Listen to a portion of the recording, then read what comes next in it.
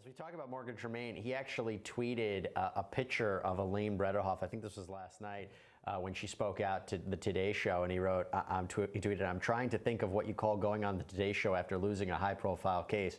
Any ideas? I'm stumped." So clearly, that 15 minutes of fame point was interesting to watch between the two of them.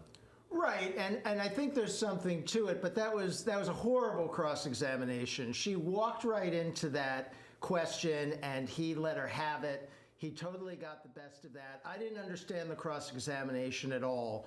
I would have shown him the video.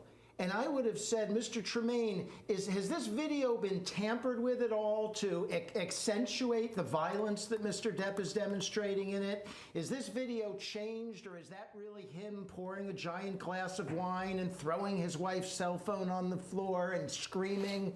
I would have done it that way. I wouldn't have asked him any of these other questions about his motives in testifying. That was the wrong way to go about it. Talking about lawyering, Joe, were you surprised by the statements of Elaine Bredehoff after this verdict that, basically disagreeing with the jury's decision, saying that there was evidence that was suppressed, talking about how the UK trial should have, or the verdict in that trial should have been brought to the attention of the jurors, talking about how the jurors were most likely swayed by media attention, even though, it seems by this point that's a speculative argument. Were you surprised that she's making these statements? No, not really. There's a couple things here.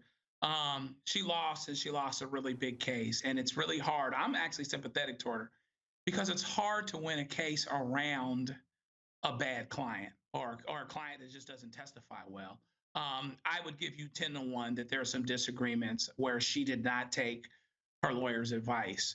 But that being said, I think that got her, the attorney, kind of knocked out on her feet, as it were, which is why she could go and cross this guy from TMZ and lose, when she's supposed to have control. So she had a lot of problems there. She said that she didn't minimize the jury, but then she kind of said, well, there's social media out there and all these other things. She didn't minimize the judge. Hey, I respect the judge, but I think the judge got a lot of things wrong. So she was very much in defense mode. I think she's still punch drunk from having a bad client, a client that didn't listen to her on some level. She's probably seething about that privately.